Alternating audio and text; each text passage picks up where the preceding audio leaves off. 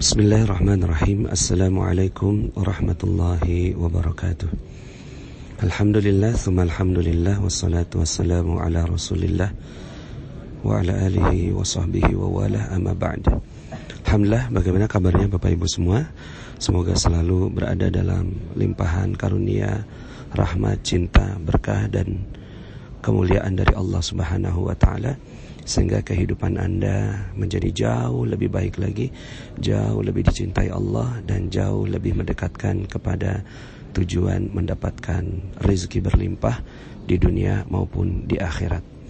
Bapak Ibu, dalam kesempatan kali ini saya ingin menyampaikan materi tentang goa keajaiban. Saya akan bagi dalam beberapa audio, ya. Ini audio pertama. Saya menyampaikan materi ini di Raudhah, ya. Sekarang saat ini sedang berada di Raudhah. Bukan apa-apa, tujuannya semata-mata agar menjadi doa, agar Anda semua mendapatkan keberkahan berlimpah dari Allah Subhanahu wa ta'ala. Karena Raudhah merupakan salah satu tempat yang sangat-sangat utama, sangat tinggi nilainya di sisi Allah Subhanahu wa ta'ala. Dalam sebuah hadis Rasulullah SAW menyampaikan, baina baiti wa mimbari raudhatun min riyadil jannah. Di antara rumahku dan mimbarku ada taman di antara taman-taman surga. Nah, Bapak Ibu yang dirahmati Allah Subhanahu wa ta'ala, saya doakan semoga Anda semua bisa datang ke Raudhah ini untuk berdoa, bermunajat kepada Allah Subhanahu wa ta'ala, dan mendoakan agar kehidupan Anda menjadi jauh lebih baik di dunia maupun di akhirat. Islam ini agama yang ajaib, Bapak Ibu. Ajaib sekali, ya. Kitabnya ajaib, nabinya ajaib, dan kisah-kisahnya semuanya adalah kisah-kisah yang ajaib, ya. Dan lawan dari keajaiban adalah hukum sebab akibat, atau hukum, ya, yang disebut sebagai hukum alam, ya. Sebenarnya itu adalah sunnatullah, hukum yang berlaku di alam. Tapi ketika Allah Subhanahu wa ta'ala berkehendak, maka kehendaknya lah satu-satunya yang bisa dilakukan atau terjadi di alam ini. Ketika Allah Subhanahu wa ta'ala mengatakan, berfirman di dalam Al-Quran, innama amruhu idza arada syai'an ayyakula lahu kun fayakun. Sesungguhnya jika Allah berkehendak, ya, maka Allah cukup katakan kun fayakun, jadi maka jadi. Maka Bapak Ibu yang dirahmati Allah, inilah yang dijanjikan oleh Islam. Yang dijanjikan oleh Islam adalah kekuatan Allah Subhanahu wa ta'ala yang berlaku di alam semesta. Ketika kita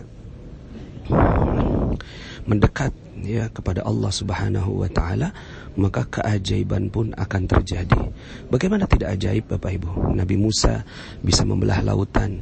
Nabi Ibrahim bisa Allah izinkan menjadikan api menjadi dingin. Nabi Daud atas izin Allah bisa membengkokkan besi. Nabi Sulaiman atas izin Allah bisa berbicara dengan seluruh makhluk yang ada di dunia ini, ya, bisa memimpin atau memerintahkan jin dan seterusnya. Ya, Nabi Isa bisa menghidupkan tanah liat, ya, dan menjadi burung yang terbang begitu, ya.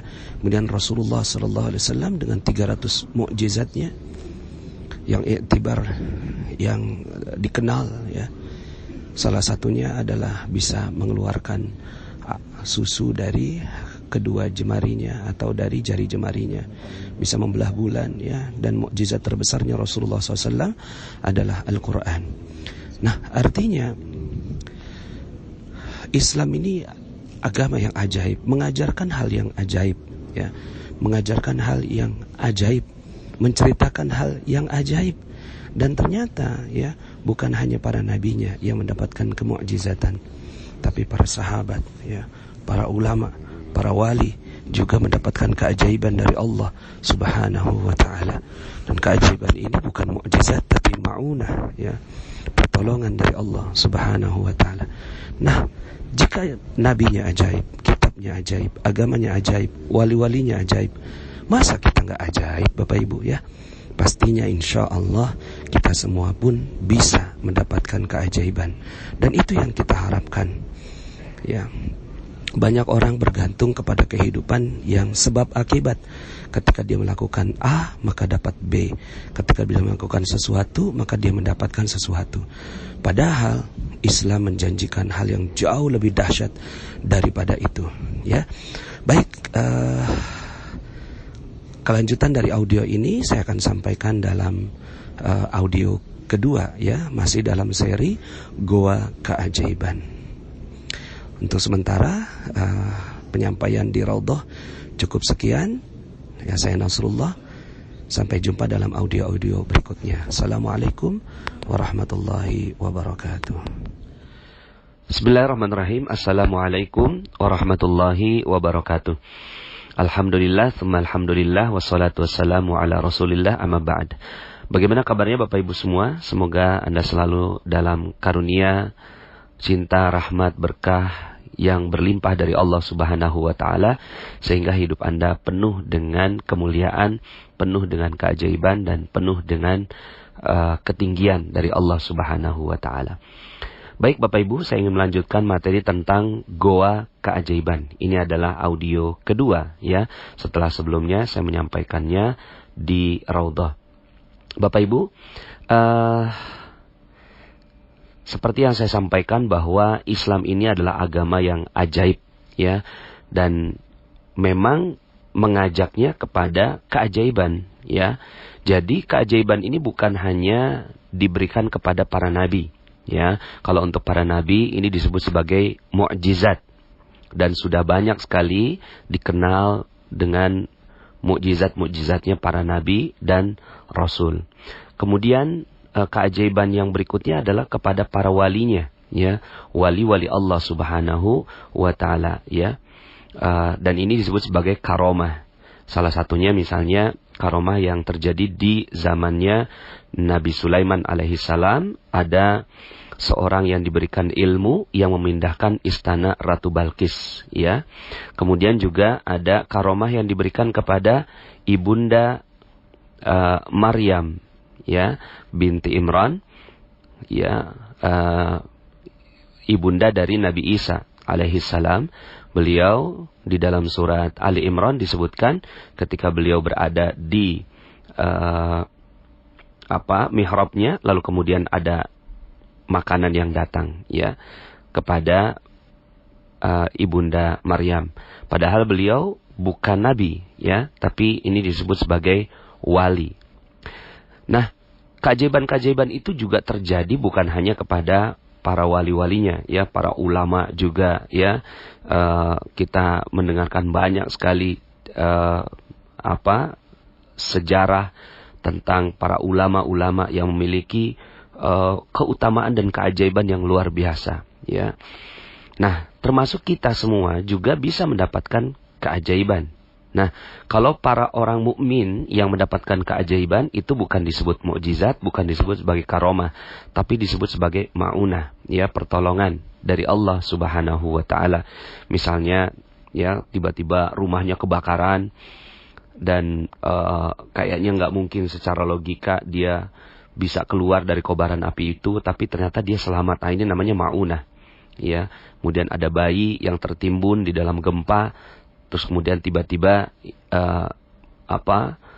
ini bayinya selamat, gitu, ya. Nah, ini adalah ma'unah, ya, pertolongan Allah Subhanahu wa taala.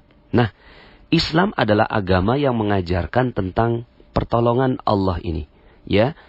Makanya di dalam Al-Qur'an itu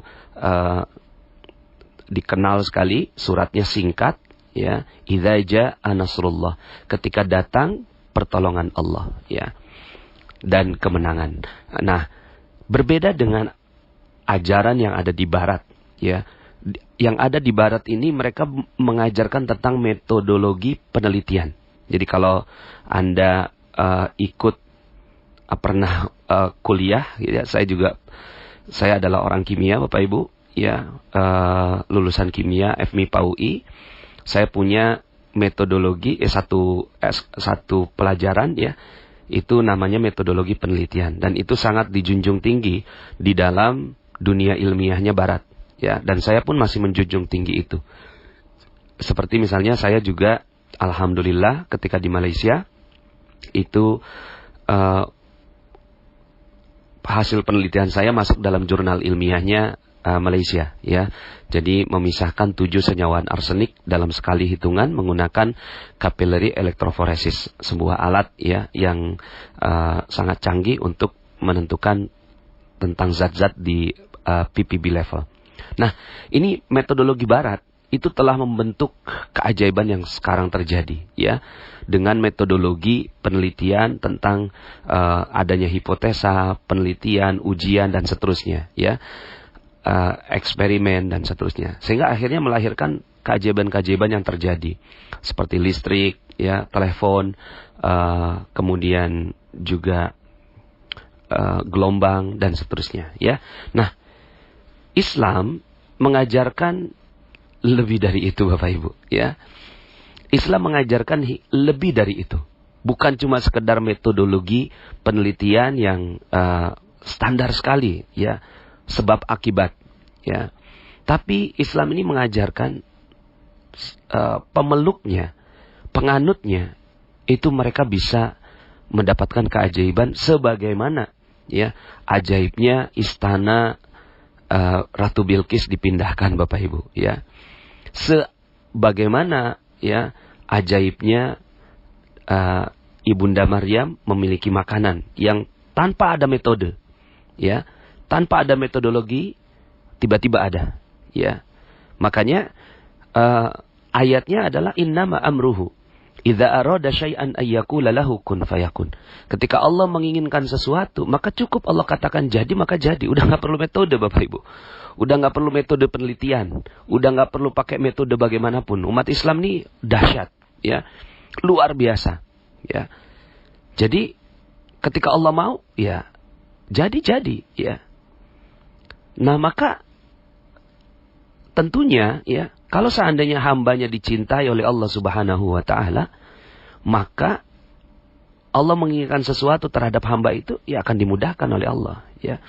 Nah, maka Bapak Ibu, kalaulah nabinya ajaib, walinya ajaib, ya, para ulamanya ajaib, kitabnya ajaib, Nabi Isra Mi'raj itu, Bapak Ibu, kisahnya dahsyat, Bapak Ibu, ajaib, ya, dan seterusnya. Semuanya ajaib. Saya sering berseloroh gitu, ya. Kalau semuanya ajaib, masa umatnya nggak ajaib, gitu, ya? Masa kita hidupnya nggak baik? Masa kita masih punya utang nggak lunas-lunas? Itu nggak ajaib, Bapak Ibu, ya? Masa piutang nggak kebayar-bayar, ya? Masa proyek, ya, nggak datang-datang ke kita, ya? Nggak mungkin, Bapak Ibu, ya, nggak mungkin.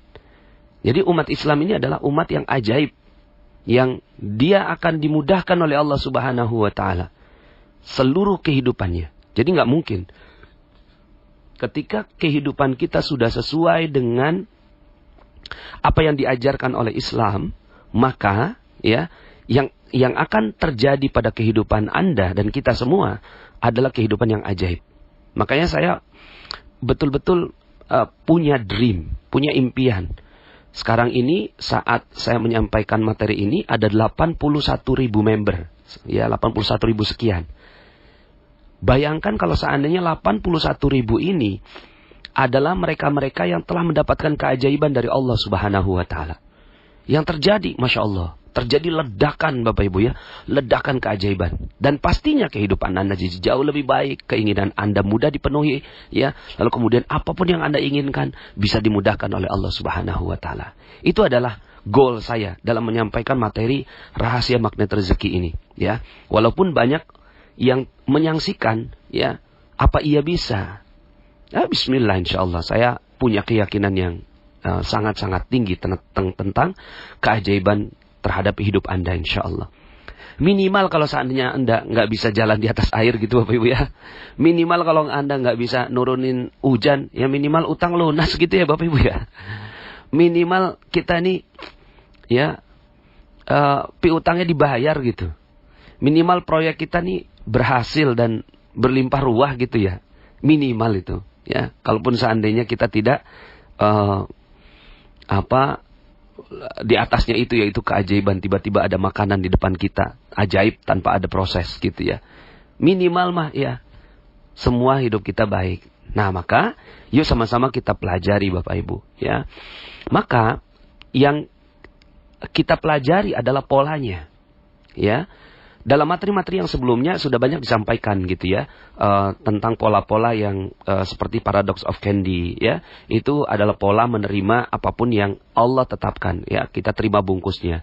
Kemudian pola detox rezeki, ternyata ada pola detoxnya gitu ya. Kemudian ada pola ya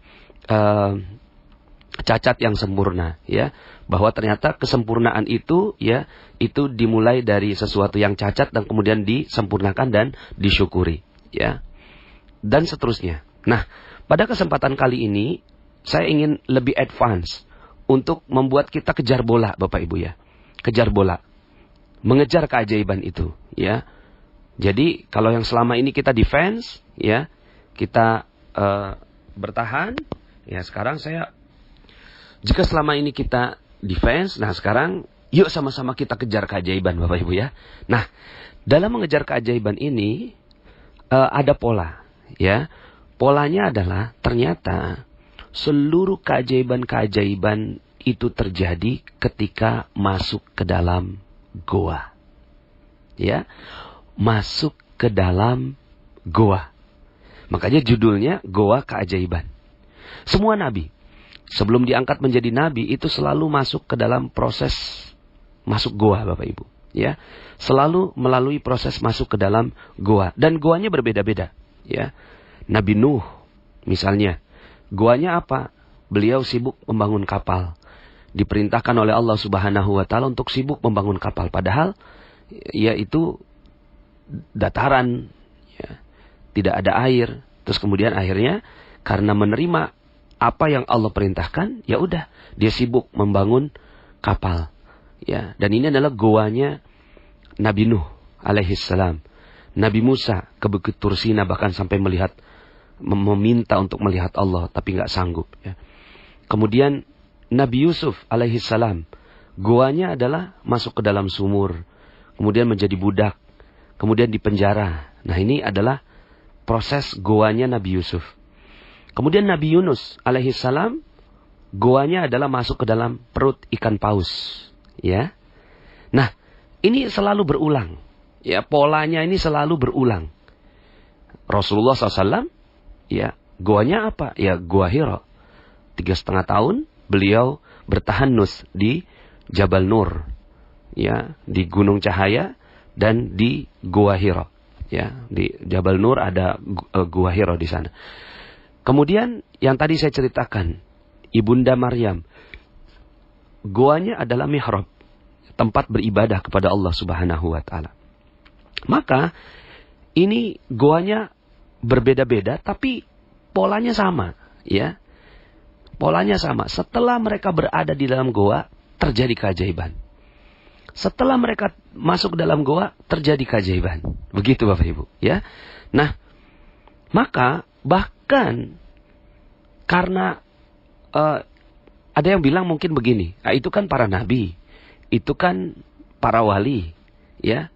Enggak, bahkan ini jadi kurikulum Bapak Ibu, ya. Jadi kurikulum kepada umat Islam, ya. Menjadi kurikulum. Jadi kalau seandainya eksperimen, penelitian itu menjadi kurikulum bagi seorang mahasiswa, maka goa, ya, itu masih menjadi kurikulum bagi seorang yang mencari keajaiban.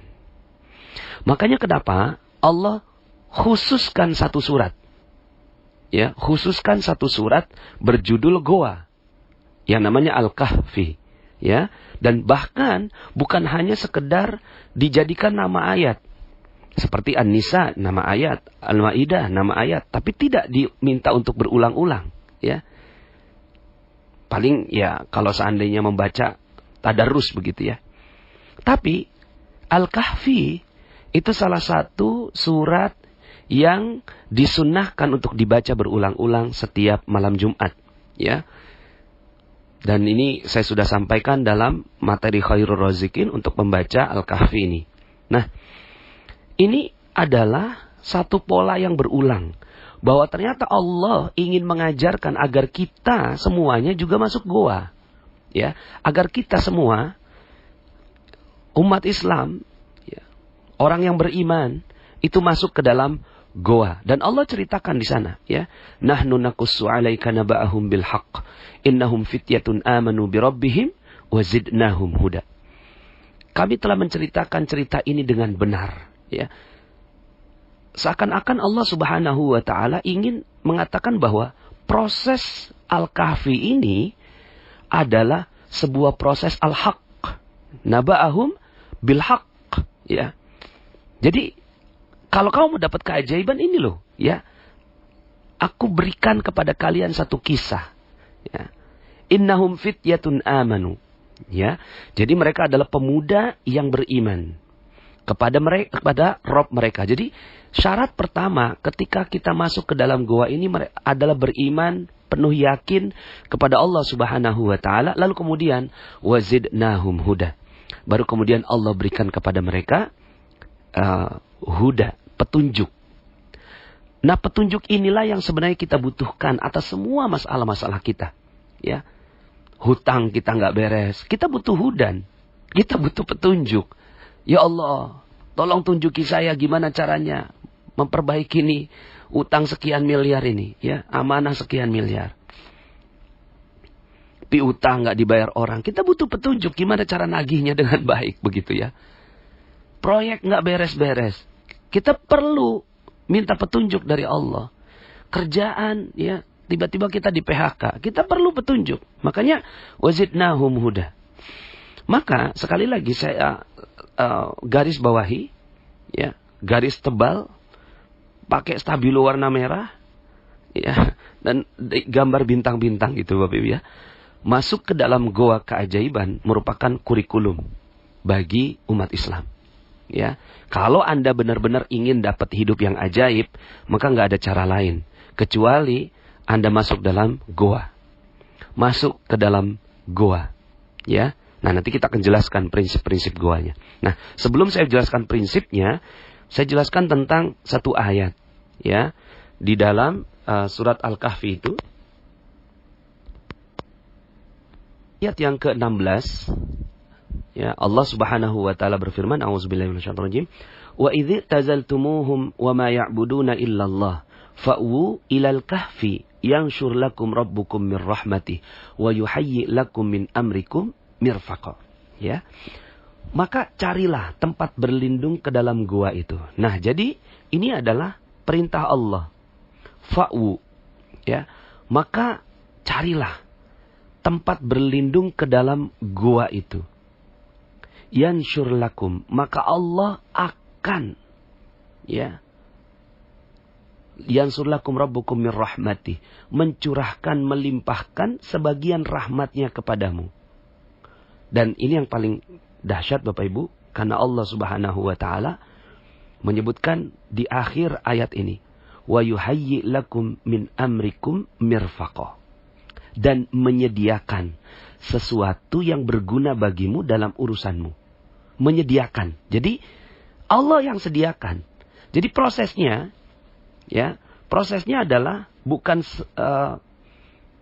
kalau kita melakukan sesuatu maka akan dapat seperti ini. Masak air sampai 100 derajat mendidih, itu sunnatullah. Sederhana sekali. Ya, sederhana sekali. Masak air, kemudian sampai 100 derajat, tiba-tiba airnya mendidih. Ya. Kemudian membekukan air, 0 derajat, dia mulai membeku. Nah, ini adalah sunnatullah. Tapi, di dalam proses keajaiban, ini beyond. Di luar batas sunnatullah. Gitu Bapak Ibu. Di luar batas sunnatullah. Wa yuhayyi lakum min amrikum mirfaqa. Menyediakan sesuatu yang berguna bagimu dalam urusanmu. Nah, artinya kalau kita mau disediakan loh Bapak Ibu, ya. Bukan kita yang nyari, tapi Allah yang sediakan, ya. Allah yang sediakan, ini loh, ini pakai gitu, ya. Maka fa'u ilal kahfi, ya, cari tempat berlindung ke dalam gua. Nah, makanya setelah itu kisahnya Ashabul Kahfi ini atau pemuda Kahfi ini ajaib memang, ya, tidur selama 300 tahun, ya. Kemudian dalam hitungannya komariahnya 309 tahun gitu ya. Terus kemudian berguling-guling gitu ya. Kemudian abadilah begitu ya, mereka bisa sampai melampaui masa 300 tahun. Ini kan ajaib. Beyond sunnatullah, ya. Beyond sunnatullah. Di luar batas, ya, sunnatullah. Maka insya Allah Anda semua perlu yang namanya di luar batas sunnatullah. Insya Allah Bapak Ibu, ya, Anda bisa mendapatkannya.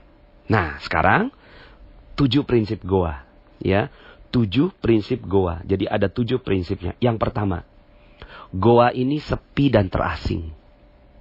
Sepi dan terasing. Kita lihat Nabi Nuh sepi dan terasing. Nabi Yusuf sepi dan terasing. Nabi Yunus ya, sepi dan terasing. Nabi Musa sepi dan terasing. Rasulullah SAW di Gua Hira sepi dan terasing. Jadi kalau Anda ingin masuk ke dalam gua, Anda harus menyepi dan terasing dari kehidupan Anda sekarang. Ya. Jadi ya keluar, ya. Cari tempat yang sepi dan terasing. Itulah goa.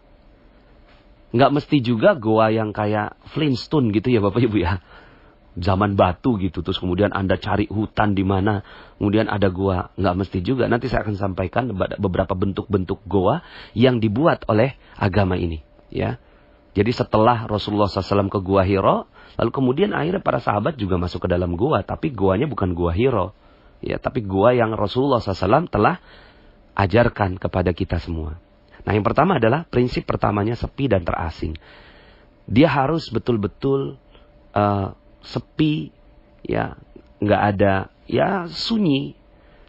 Sepertinya ya tidak, ya nggak kekinian gitu Bapak Ibu ya. Ya sepi, ya. Yang kedua, lepas dari seluruh hiruk pikuk dunia. Lepas dari seluruh hiruk pikuk dunia. Ini prinsip goa kedua. Sepi terasing, lepas dari seluruh hiruk pikuk dunia. Mungkin Anda punya masalah sekarang.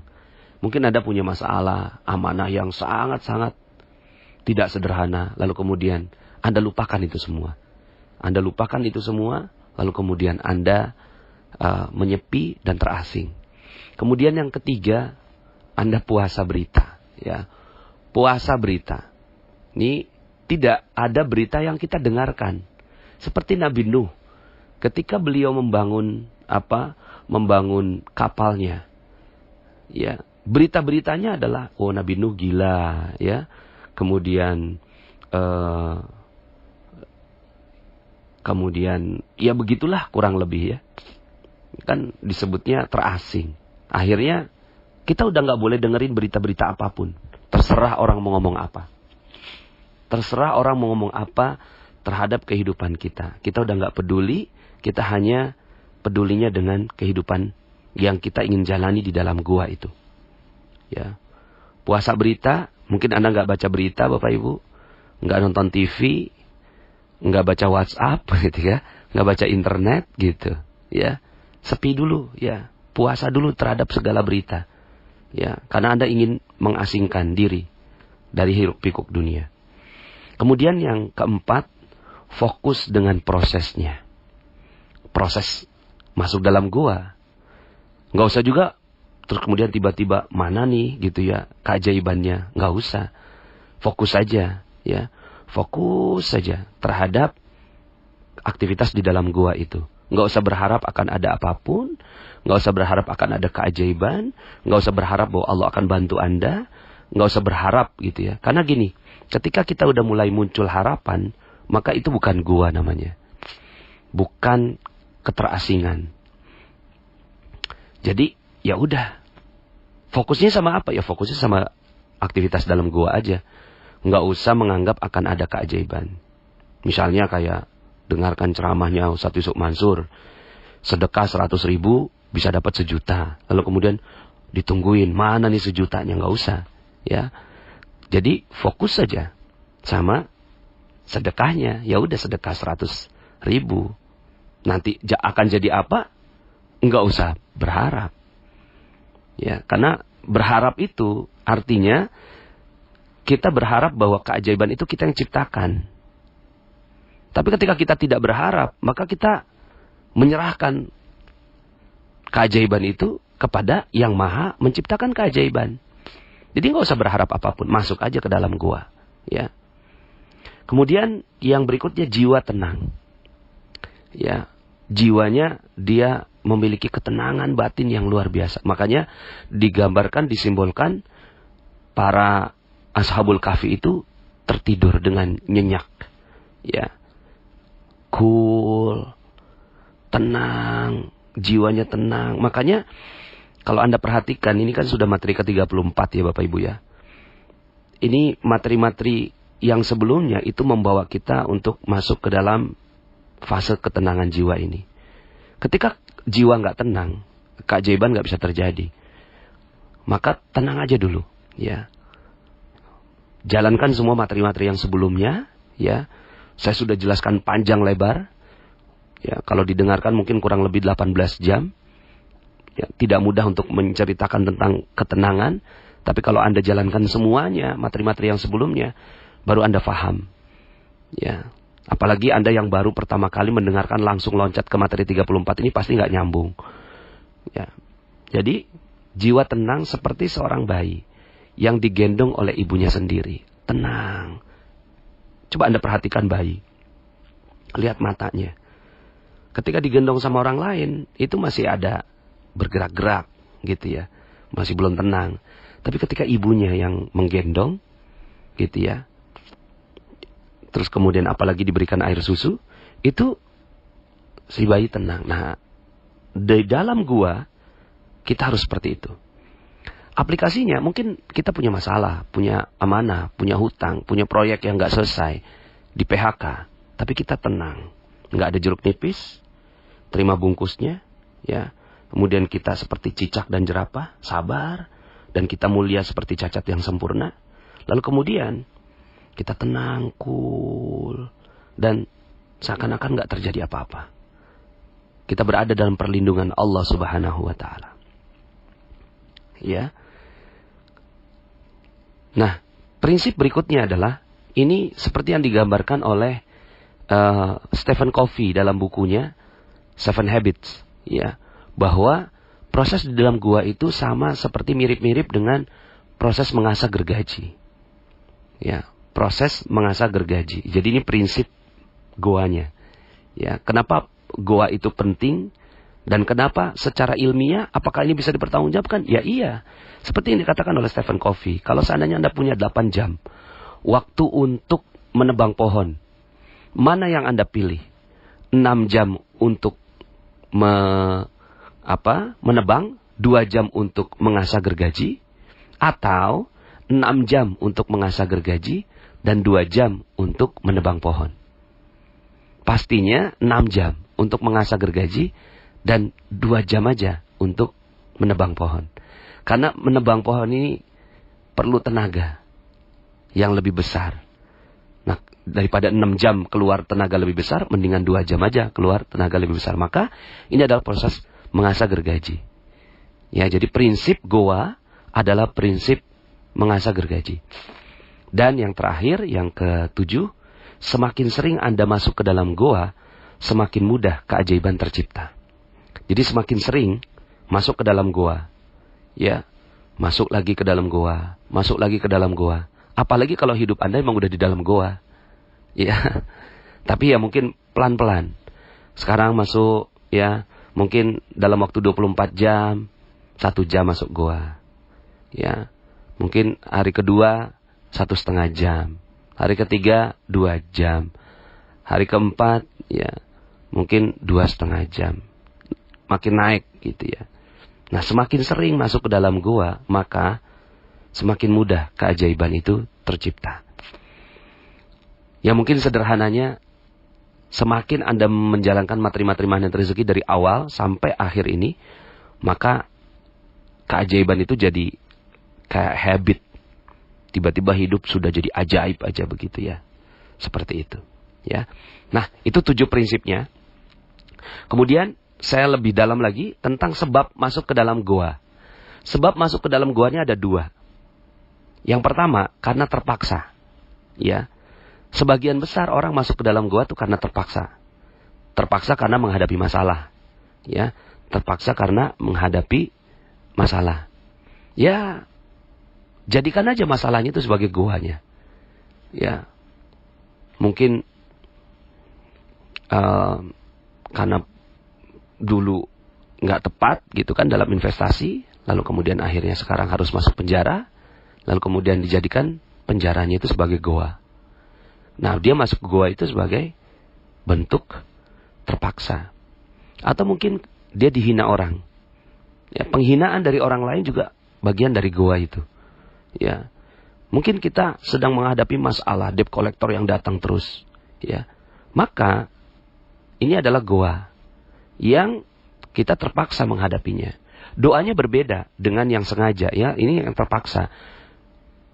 Nah, orang-orang yang terpaksa ini doanya adalah la ilaha illa anta subhanaka inni kuntu minadz zalimin. Sebagaimana Nabi Yunus alaihi salam masuk ke dalam ikan paus, lalu ini adalah doanya Nabi Yunus. Sering-sering baca doa ini. La ilaha illa anta subhanaka inni kuntu minadz zalimin. La ilaha illa anta subhanaka inni kuntu minadz zalimin. Ini adalah doa orang yang masuk ke dalam gua dengan terpaksa. Ya. Kemudian sebab masuk ke gua yang kedua adalah sengaja. Dia sengaja memang. Ketika mungkin sebagian dari Anda mengatakan bahwa ya saya hidup baik-baik saja, nggak ada masalah gitu ya. Maka Anda ingin sekali hidup Anda betul-betul ajaib.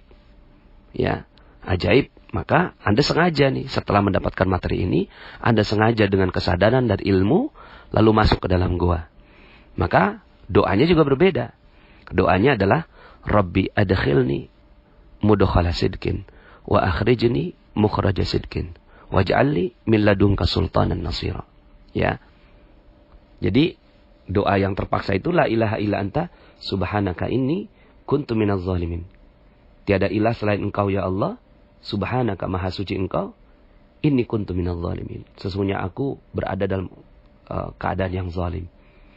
Sementara yang tadi ya sengaja dia masuk ke dalam guanya, Rabbi adkhilni, ya Allah masukkanlah aku mudkhala sidqin, dari pintu masuk yang baik, yang benar, ya, yang terbaik.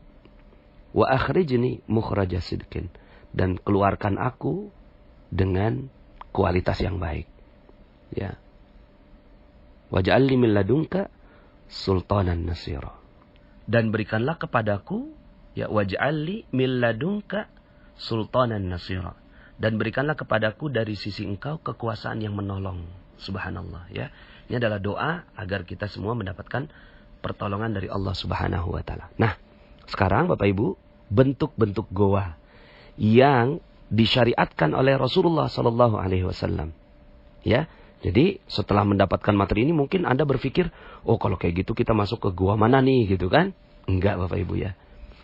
Goa yang pertama adalah majelis ilmu. Majelis ilmu. Ini goa yang Rasulullah sallallahu alaihi wasallam siapkan, ya. Perumpamaan orang yang berilmu dengan orang yang hanya sekedar beribadah tapi tidak berilmu, seperti bulan yang sangat terang purnama dengan bintang yang sangat kecil. Mungkin selama ini kita melakukan amalan-amalan, melakukan aktivitas dalam kehidupan dunia, tapi tanpa ilmu. Apa yang terjadi? Yang terjadi akhirnya, ya, kita seperti tak tentu arah. Makanya mungkin ada beberapa di antara Anda yang japri saya, Pak Nas, seandainya lah saya mendapatkan ilmu ini, magnet rezeki, mungkin 5 tahun yang lalu. Mungkin saya nggak cerai dengan suami saya. Tapi ya sudah terjadi. Maka, subhanallah seandainya 5 tahun yang lalu kita masuk ke dalam goa. Nah, goa ini adalah majelis ilmu. Nah, majelis ilmu di mana? Yang mana? Majelis ilmu ya di mana saja. Intinya ketika ada perkumpulan orang. Perkumpulan orang secara fisik ya, berkumpul, tapi di dalamnya nggak ada gosip ya. Kadang-kadang majelis taklim ibu-ibu udah kumpul, tapi di dalamnya ada gosip, ada ghibah, ada pembicaraan aib saudara mereka di dalam majelis taklim. Itu udah bukan jadi majelis taklim lagi, tapi majelis ghibah, majelis gosip. Yaitu nggak bisa untuk menjadi keajaiban.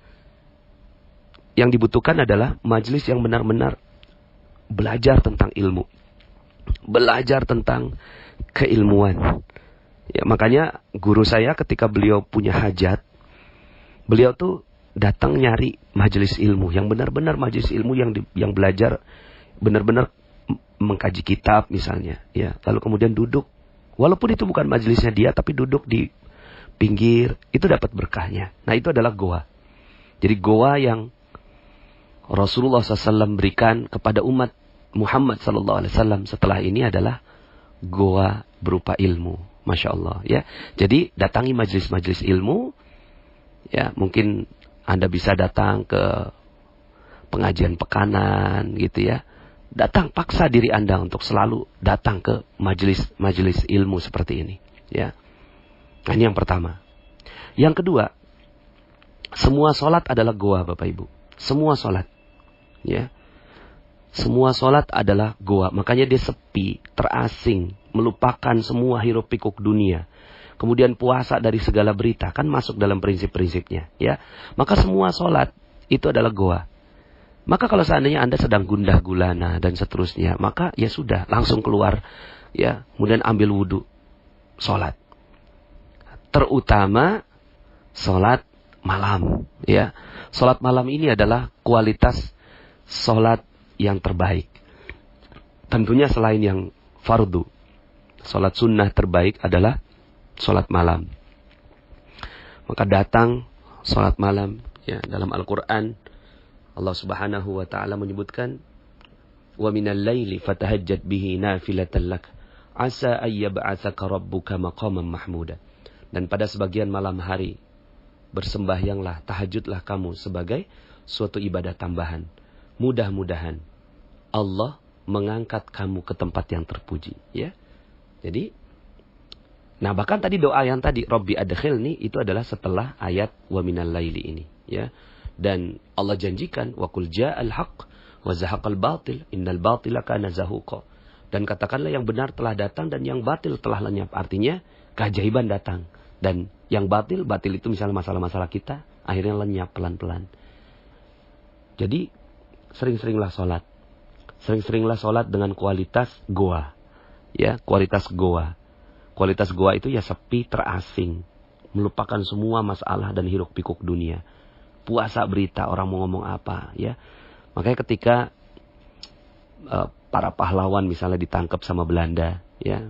Pangeran Diponegoro ketika ditangkap Belanda, minta sholat dulu, masuk ke dalam goa dulu. Baru kemudian ditangkap sama Belanda.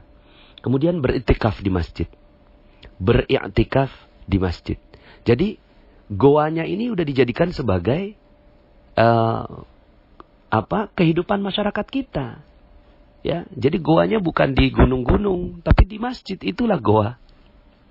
Datang ke masjid, beriktikaf, ya.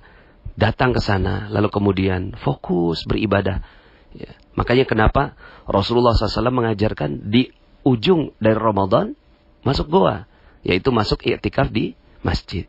Ya. Rasulullah tidak datang lagi ke Gua Hira, tapi Rasulullah SAW membentuk goa-goa baru, ya.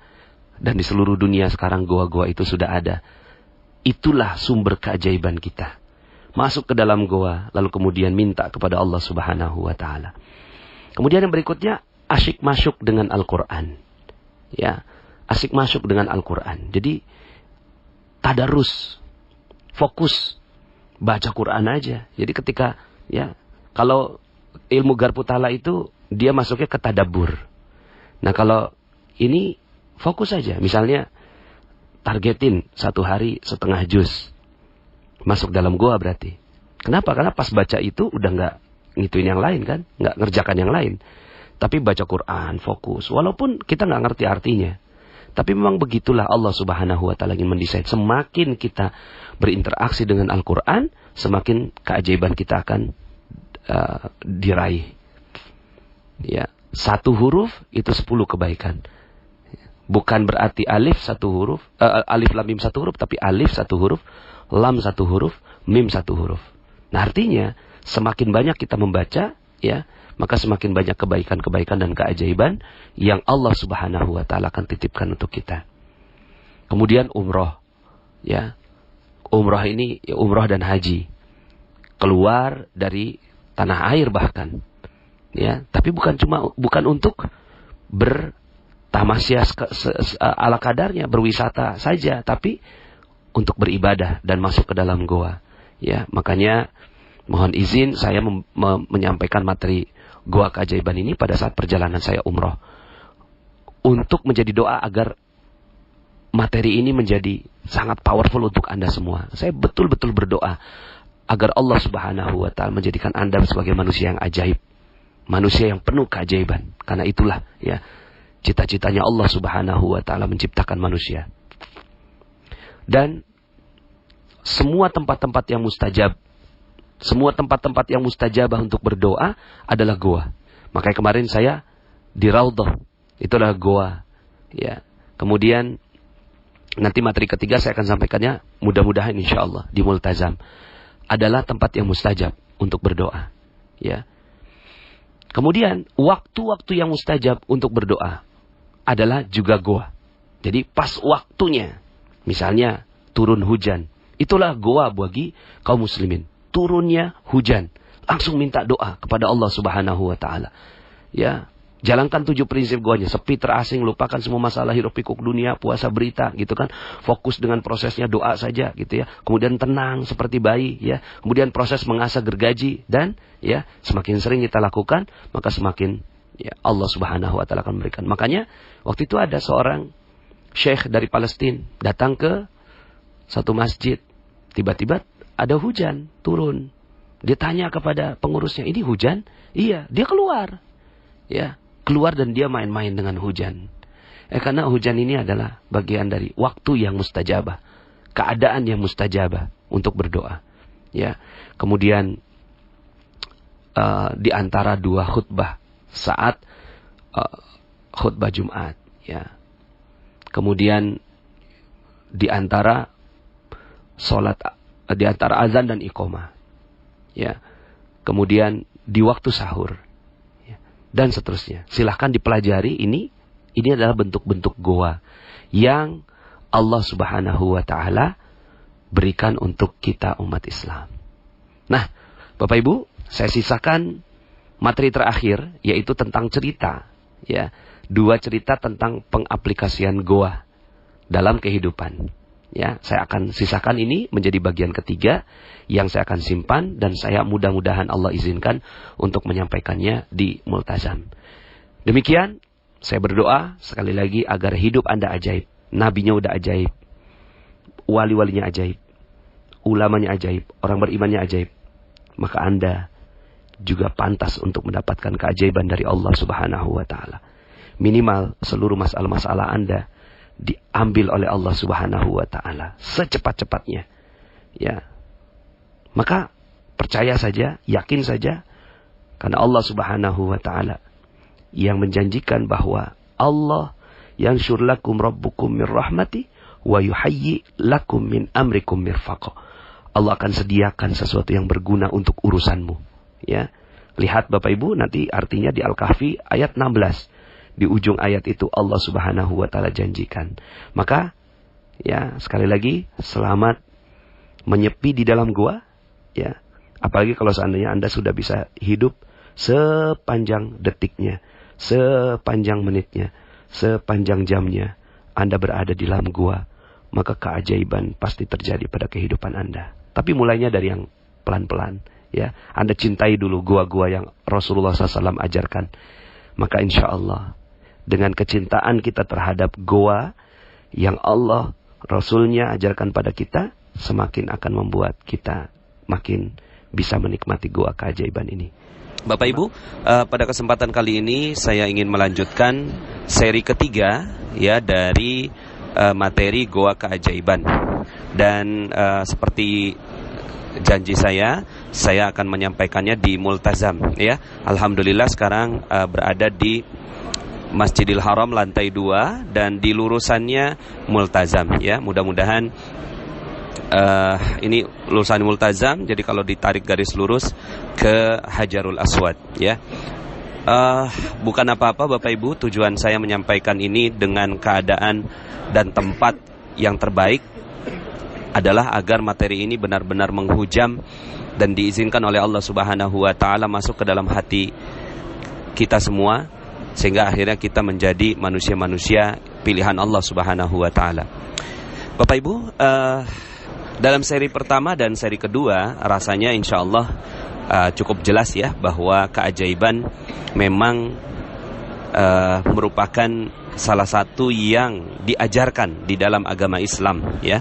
Di dalam Islam Anda semua diciptakan oleh Allah Subhanahu wa taala menjadi manusia-manusia ajaib yang beyond sunnatullah. Ya, sunnatullah itu api dingin, api panas ya Bapak Ibu, itu sunnatullahnya. Tapi kalau Allah mau dingin ya, maka itu akan terjadi. Sunnatullahnya ya jatuh ke bawah gitu ya. Tapi kalau Allah mau ya, maka bisa-bisa saja jatuh ke atas gitu ya Bapak Ibu. Ini beyond ya sunnatullah. Artinya melampaui batas aturan-aturan Allah Subhanahu wa taala. Nah, syaratnya adalah kita masuk ke dalam goa keajaiban. Nah, prinsip ini sebenarnya kita sudah latih di terumbu karang Bapak Ibu ya. Jadi di dalam prinsip terumbu karang bahwa rezeki itu adanya di mana? Rezeki itu adanya di kemuliaan dan kebahagiaan orang lain. Ketika orang lain mulia dan bahagia karena kita, maka kita berhak untuk mendapatkan rezekinya. Dan Allah yang mengatur semua ya, bagaimana proses pentransferan rezeki itu kepada kita. Nah, kalaulah membahagiakan manusia, memuliakan manusia, itu sudah sedemikian ya rezekinya yang diberikan, bagaimana lagi ketika kita memuliakan dan membahagiakan Allah sang pemilik rezeki. Goa keajaiban adalah satu cara untuk kita mendekat kepada Allah Subhanahu wa taala. Ketika kita mendekat kepada Allah Subhanahu wa taala dengan berjalan, maka Allah akan mendekat dengan berlari. Ketika kita mendekat kepada Allah sejengkal, maka Allah akan mendekat kepada kita sedepah. Ya, Masya Allah Bapak Ibu ya. Ketika kita memiliki berbagai macam masalah dalam kehidupan kita, sebagiannya sebenarnya itu adalah cara Allah untuk memasukkan kita ke dalam goa masalah ya. Yang di dalam masalah itu kita menyebut nama Allah, menyebut asma Allah, sebagaimana Nabi Yunus alaihi salam ya, dimasukkan ke dalam ikan, lalu kemudian di dalamnya beliau berzikir la ilaha illa anta subhanaka inni kuntu minadh dhalimin. Disebut nama Allah di dalam goa itu. Maka ketika ya Anda semua, kita semua dipaksa oleh Allah Subhanahu wa taala untuk masuk ke dalam goanya, maka bersyukurlah, berbahagialah. Mungkin masalah-masalah yang kita hadapi, amanah-amanah yang enggak selesai, pekerjaan-pekerjaan yang enggak bagus, lalu kemudian dikomplain orang, piutang-piutang yang tidak terbayar oleh orang lain, mungkin masalah keluarga, perceraian, mungkin masalah dengan anak dan seterusnya. Apapun masalah kehidupan kita, bisa jadi itu adalah salah satu sarana Allah Subhanahu wa taala untuk menarik kita dari tempat yang jauh dari Allah Subhanahu wa taala menuju ke dalam goanya, ke dalam goa keajaiban. Maka bagi mereka-mereka yang berada di dalam goa lalu kemudian dia menyebut asma Allah Subhanahu wa taala, maka saat itulah dia memuliakan dan membahagiakan Allah Subhanahu wa taala. Kalaulah manusia saja mulia dan bahagia, lalu kemudian Allah berikan rezeki atas asbab tersebut, atas sebab tersebut, atas wasilah tersebut, lalu bagaimana lagi Allah Subhanahu wa taala yang dimuliakan dan dibahagiakan di dalam goa keajaiban. Maka Bapak Ibu, terdapat banyak sekali kisah di dalam sejarah-sejarah Islam yang menyebutkan tentang hal ini, ya. Dan selalunya ketika terjadi keajaiban, ketika perang Badar terjadi, maka para sahabat diajak oleh Rasulullah SAW untuk masuk ke dalam goa. Di malam hari Rasulullah SAW berdoa meminta, ya, pertolongan dari Allah Subhanahu wa taala, dan benar saja keesokan harinya Allah mengirimkan 1000 malaikat yang membantu Rasulullah SAW dalam peperangan pertamanya. Nah, Bapak Ibu yang dirahmati Allah, ini adalah kisah-kisah yang berada di sirah Rasulullah SAW. Lalu bagaimana, ya, yang berada dalam kehidupan kita? Bagaimana menggunakan materi goa keajaiban ini untuk kehidupan rezeki kita, ya? Karena bukan apa-apa Bapak Ibu. Saya kenapa membahas rezeki? Karena rezeki adalah ladang amal. Sebagaimana Rasulullah SAW juga ladang amalnya dalam berdakwah mengajak manusia ke dalam agama Allah Subhanahu wa taala, ya. Maka ketika kita berbicara dalam ranah rezeki yang memang di dalam Al-Qur'an Allah Subhanahu wa taala sering mengulang tentang rezeki, bahkan doanya Nabi Ibrahim alaihi salam juga meminta rezeki, ya, kepada anak keturunannya, ya. Maka membicarakan tentang rezeki juga bagian dari bagaimana kita mendapatkan solusi terbaik dengan cara terbaik, ya, agar rezeki kita berlimpah ruah. Nah, saya sedikit ingin cerita tentang bagaimana pelaksanaan dari goa keajaiban ini Bapak Ibu, ya. Saya sedikit ingin cerita kesaksian saya terhadap seorang guru yang beliau Ustadz Yusuf Mansur, ya, ketika saat sholat duha begitu, ya, kemudian mengajak saya, "Nas, kita sholat dulu," ya. Kemudian waktu itu saya sudah mau pamitan kepada beliau, "Ustadz, ana ada keperluan," gitu, ya. Ya udah pamitan, tapi pas udah jalan gitu dipanggil lagi sama Ustadz. Sini, kayaknya antum belum duha kayaknya." "Iya benar Ustadz." Akhirnya diajaklah gitu, ya, di sebuah musola yang kecil, ya mungkin kerapihannya bisa dikatakan nggak terlalu rapih begitu, ya, di dalam sebuah perbelanjaan begitu. Kemudian akhirnya saya sholat 2 rakaat, tambah lagi 2 rakaat, tambah lagi 2 rakaat, tambah lagi 2 rakaat, sampai 8 rakaat. Kemudian saya melihat Ustadz Yusuf Mansur belum selesai, 2 rakaat aja belum selesai Ustadz, ya. Kemudian akhirnya saya sholat lagi sampai 12 rakaat, tambahkan sholat dengan sholat hajat. Baru kemudian selesai Ustadz Yusuf Mansur melaksanakan sholat duhanya yang hanya 2 rakaat. Kemudian saya tanya, "Ustadz, antum baca apa?" Ada 7 surat yang beliau baca, ya. Ada 7 surat yang beliau baca di dalam 2 rakaat beliau melaksanakan sholat duha itu, ya. 4 yang saya ingat waktu itu adalah Yasin, kemudian Ar-Rahman, Al-Waqi'ah, Al-Mulk, ya, dan surat-surat yang lainnya, itu, ya. Subhanallah, ya, 12 rakaat saya lakukan, beliau cuma 2 rakaat.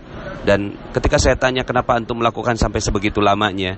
Kemudian beliau bilang, "Ya, ini adalah kesempatan saya untuk berdekatan dengan Rob saya, ya. Kalau di kesempatan lain mungkin saya tidak punya kesempatan seperti ini." Subhanallah, ini adalah pelaksanaan dari goa keajaiban Bapak Ibu. Saya saat itu tertancap betul di dalam diri saya, apalagi sebelum-sebelumnya ceramah-ceramahnya Ustadz Yusuf Mansur itu, ya, beliau ketika memiliki banyak sekali masalah, lalu kemudian oleh gurunya itu hanya dibekali 2 korek, ya. Nggak paham awalnya, ya, tapi kemudian ternyata korek ini adalah untuk mengganjel mata Bapak Ibu, ya, untuk mengganjel mata supaya tidak tertidur selama 1 malam. Dan ternyata itulah goa keajaiban, ya, goa keajaiban yang akan membantu semua masalah-masalah kita. Nah, saya menceritakan 2 kisah. Kisah yang pertama adalah kisah tentang Abah Hasan. Abah Hasan ini adalah bapak mertua dari kakak saya yang pertama. Beliau ingatannya sudah pendek Bapak Ibu, ya, sudah pikun gitu. Kemudian ketika saya datang ke rumah beliau, ditanya, "Ini siapa?" "Nasrullah." "Dari mana?" "Depok." "Duduk deh," gitu, ya. 15 menit lagi dia nanya gitu, "Ini siapa?" "Nasrullah." "Dari mana?" "Depok." Ya makan dah gitu.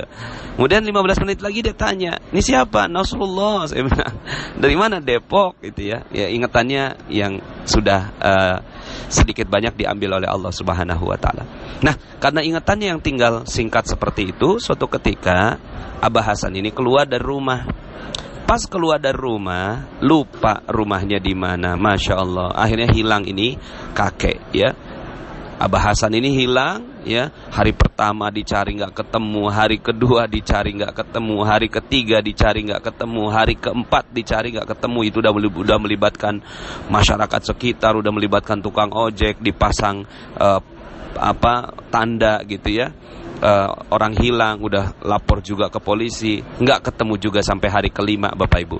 Nah di hari kelima ya, waktu itu kurang lebihnya agak-agak malam maghrib begitu ya, ada yang tersadar kayaknya ada yang tidak tepat dalam cara kita mencari. Memang orang tua kita penting, tapi ternyata Ramadan kita ini tidak berjalan dengan baik. Waktu itu kejadiannya Ramadan, dan pas mereka rapat seperti itu adalah malam 23 ya, malam 23 Ramadan. Akhirnya mereka mengatakan begini, hari ini kita nggak ada yang mencari ya, hari ini kita nggak ada yang mencari, kita fokus saja ibadah ya, kita fokus saja dekati Allah, kita fokus saja ya tilawah Al-Quran ya, sholat malam ya, terus kemudian nggak boleh ada sedetik pun kita luput dari berzikir ya. Gimana? Sepakat? Sepakat. Akhirnya rapat keluarga itu menentukan bahwa besok harinya, di hari ke-6 tidak boleh ada yang mencari, tapi fokus beribadah kepada Allah Subhanahu wa taala satu harian.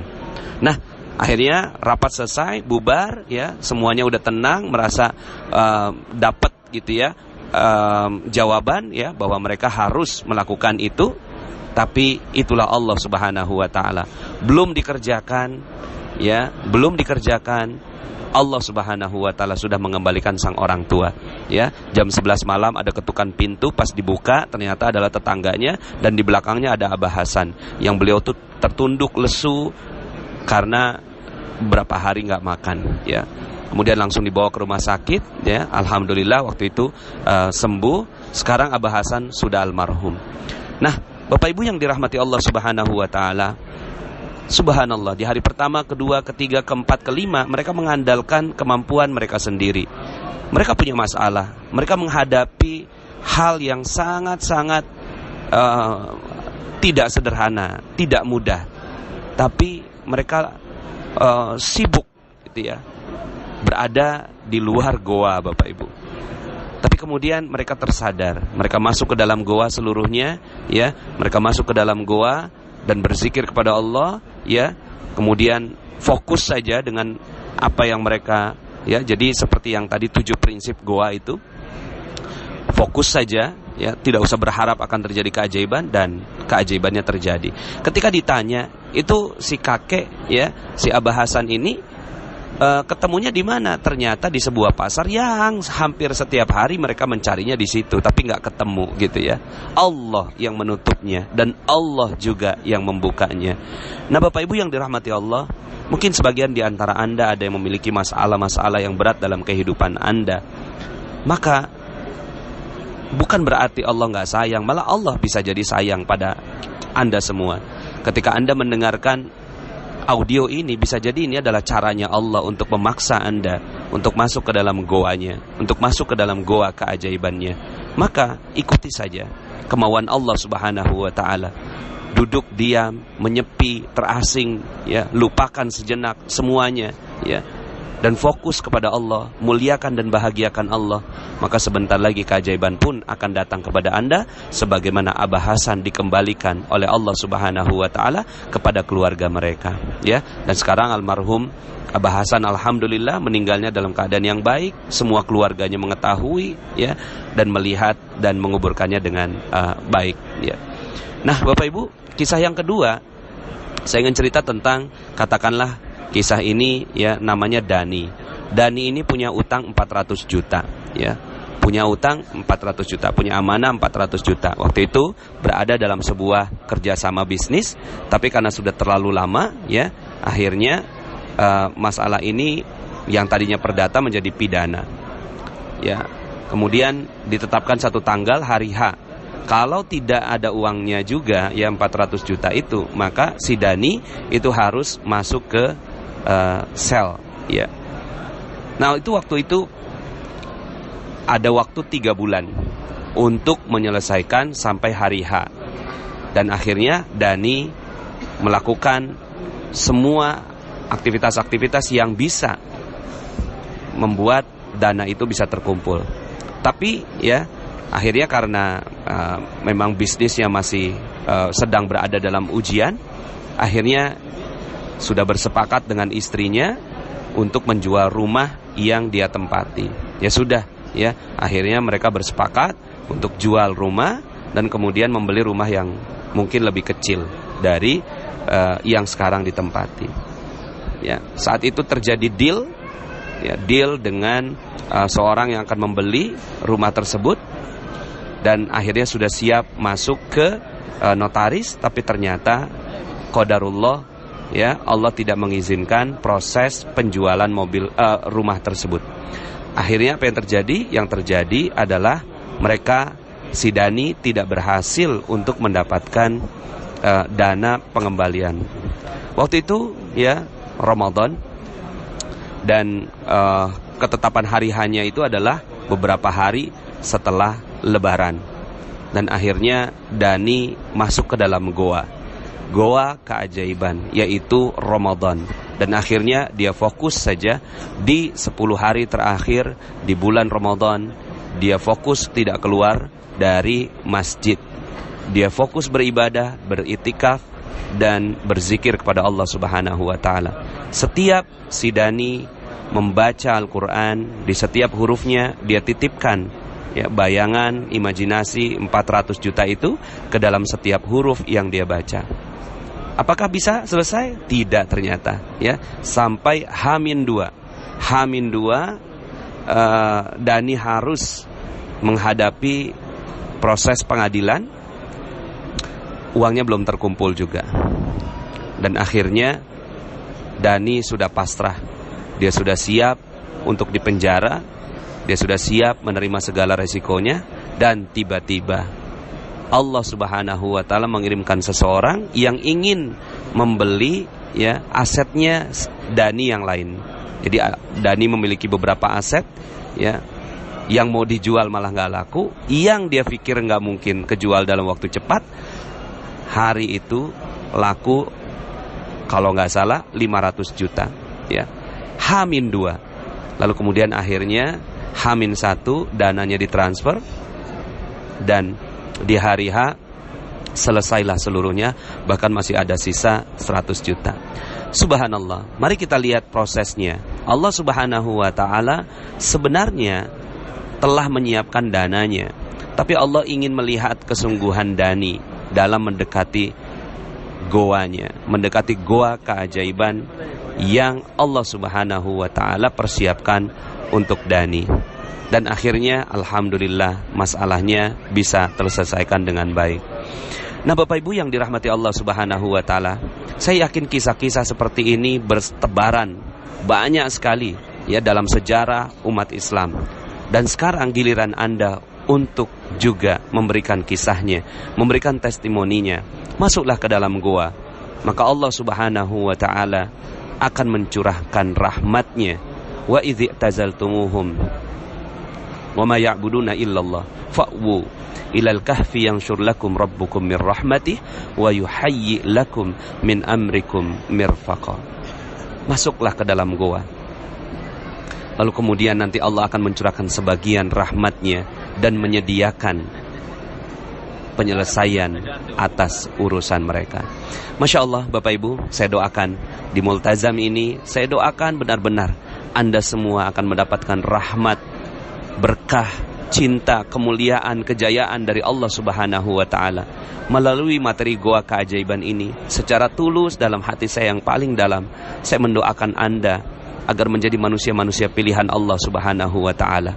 Kalaupun sekarang Anda berada dalam kondisi yang tidak beruntung, kondisi yang memiliki berbagai macam amanah, berbagai macam masalah, berbagai macam hal yang harus Anda selesaikan, itu hanyalah semata-mata. Kalaulah Anda ditakdirkan Allah untuk mendengarkan materi goa keajaiban ini, itu adalah cara Allah untuk menarik Anda masuk ke dalam goanya. Cara Allah untuk memasukkan Anda ke dalam rahmat Allah subhanahu wa ta'ala. Sebagaimana caranya Allah untuk memasukkan Nabi Yunus ke dalam ikan. Dan kemudian akhirnya setelah itu Allah subhanahu wa ta'ala berikan keberkahan, kemuliaan, kejayaan kepada Nabi Yunus bin Matta. Begitu juga Anda semua insya Allah, Allah subhanahu wa ta'ala akan berikan rahmat yang tinggi untuk Anda semua. Selamat meraih keajaiban Bapak Ibu. Dan mudah-mudahan goa-goa Anda yang Allah subhanahu wa ta'ala sudah persiapkan untuk Anda menjadi goa yang indah untuk Anda ceritakan dan berikan testimoninya, motivasinya kepada orang lain, agar semakin banyak orang-orang yang mendekat kepada Allah subhanahu wa ta'ala. Demikian saya doakan agar Anda semua sekali lagi mendapatkan rahmat dari Allah subhanahu wa ta'ala. Allahumma rabbana taqabbal minna innaka antas sami'ul alim wa tub alaina ya Allah ya maulana innaka antat tawwabur rahim. Allahumma ya farijal ham wa ya kashifal gham wa ya mujiba da'watil muttarrin rahmanad dunya wal akhirah wa rahimahuma anta tarhamuna farhamna rahmatan تغنينا بها الرحمتك من سواك ربنا أتنا في الدنيا حسنة وفي الآخرة حسنة وقنا عذاب النار بفضل سبحان ربك رب العزة عما يصفون وسلام على المرسلين والحمد لله رب العالمين. Demikian Bapak Ibu, mohon maaf atas segala kekurangan. Yang benar hanya datang dari Allah subhanahu wa ta'ala. Aqulu qouli hadza fastaghfirullahal azim li wa lakum. Saya Nasrullah, sampai jumpa dalam audio berikutnya. Assalamualaikum warahmatullahi wabarakatuh.